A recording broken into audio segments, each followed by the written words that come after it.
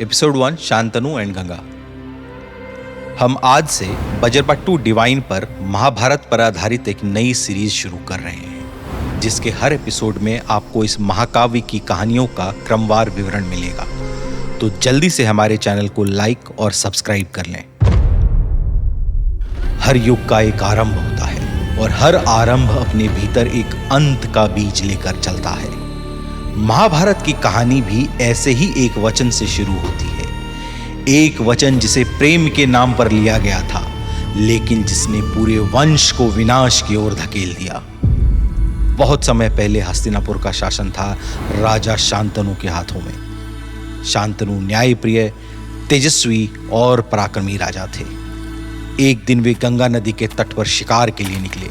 तभी उन्होंने देखा गंगा की लहरों से एक दिव्य स्त्री प्रकट हो रही है। उसकी आंखों में आकाश था और उसकी मुस्कान में सृष्टि का रहस्य। राजा उस पर मोहित हो गए। गंगा और शांतनु का विवाह हुआ, लेकिन गंगा ने एक शर्त रखी कि चाहे वह जो भी करें, राजा उनसे कोई प्रश्न नहीं पूछेंगे। प्रेम में पागल शांतनु ने यह शर्त स्वीकार कर ली, लेकिन प्रेम जब बिना समझ के वचन बन जाए तो वह नियति का जाल बन जाता है। समय बीता और गंगा ने एक एक करके 7 पुत्रों को जन्म दिया। हर बार वही भयावह दृश्य। जैसे ही बालक जन्म लेता, गंगा उसे गोद में लेकर नदी में बहा देती। शांतनु का हृदय रोता रहा, परंतु उन्होंने वचन निभाया। जब 8वां बालक हुआ, तब उनका धैर्य टूट गया। उन्होंने रोते हुए गंगा से कहा, यह अन्याय क्यों?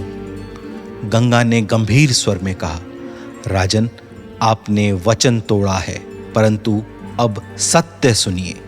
हम दोनों देवलोक से हैं। मैं गंगा हूं और आप महाभिष। इन 8 बालकों में 8 वसु थे, जिन्हें एक ऋषि के शाप से मानव रूप में जन्म लेना पड़ा। मैं 7 को मुक्त कर चुकी हूं, पर यह 8वां वसु अपने कर्म पूरे करेगा। इसका नाम होगा देवव्रत।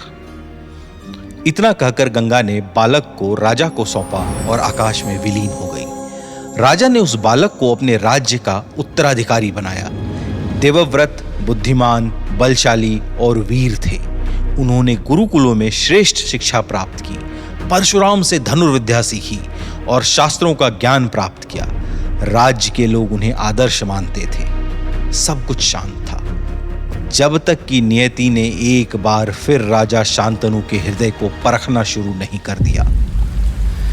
एक दिन गंगा के तट पर शिकार के दौरान शांतनु ने देखा कि एक नाव में बैठी एक युवती, जो नदी के पार लोगों को ले जा रही है।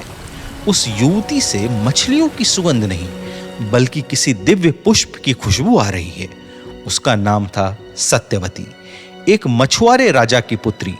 शांतनु पहली ही दृष्टि में उसके प्रेम में पड़ गए। वे सत्यवती के पिता के पास गए और विवाह का प्रस्ताव रखा, लेकिन पिता ने एक शर्त रख दी, मेरी पुत्री के पुत्र ही हस्तिनापुर के उत्तराधिकारी बनेंगे। राजा मौन रह गए, क्योंकि युवराज तो पहले ही देवव्रत घोषित हो चुके थे।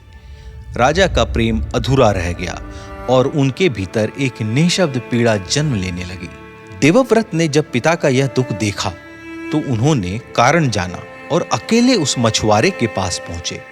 उन्होंने कहा, आपकी पुत्री के पुत्र ही राजा बनेंगे। मैं स्वयं राजगद्दी का त्याग करता हूं। लेकिन मछुआरे ने संदेह जताया, अगर आगे चलकर आपके अपने पुत्र हो गए तो?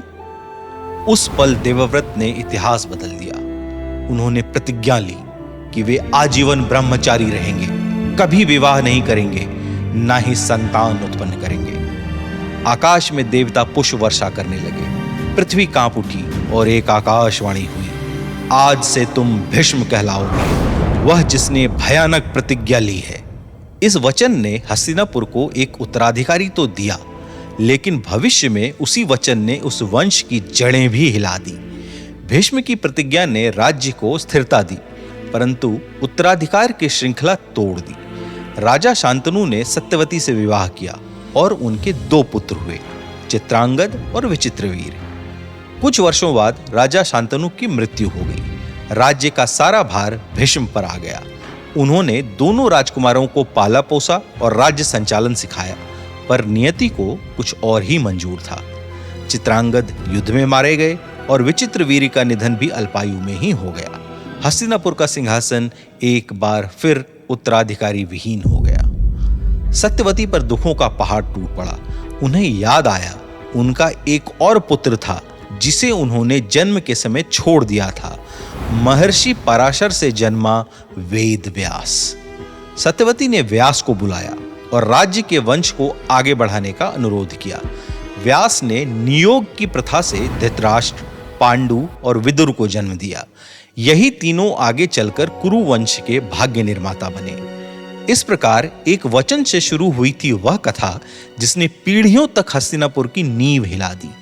गंगा के जल में डूबे वे 7 बालक उस वचन की कीमत थे और भीष्म की प्रतिज्ञा उसका अमर प्रतीक। हर युग में कहा गया है वचन सबसे पवित्र होता है, पर जब वचन प्रेम से बड़ा हो जाए तब विनाश भी होता है। भीष्म ने जो प्रतिज्ञा ली वही प्रतिज्ञा आगे चलकर कुरुक्षेत्र के युद्ध का कारण भी बनी, क्योंकि यदि भीष्म ने विवाह किया होता तो शायद हस्तिनापुर को योग्य उत्तराधिकारी मिल जाता, पर उन्होंने धर्म निभाया और धर्म के नाम पर ही हस्तिनापुर ने रक्त से अपने इतिहास को लिखा। गंगा लौटकर नहीं आई। शांतनु के वंश ने समय के साथ नई शाखाएं निकाली, पर उनकी जड़ें शापित थीं। देवव्रत, जिन्हें आगे चलकर लोग भीष्म पितामह कहेंगे, आने वाले वर्षों में उस युद्ध के साक्षी बनने वाले थे जो संपूर्ण आर्यों के इतिहास को बदल देगा।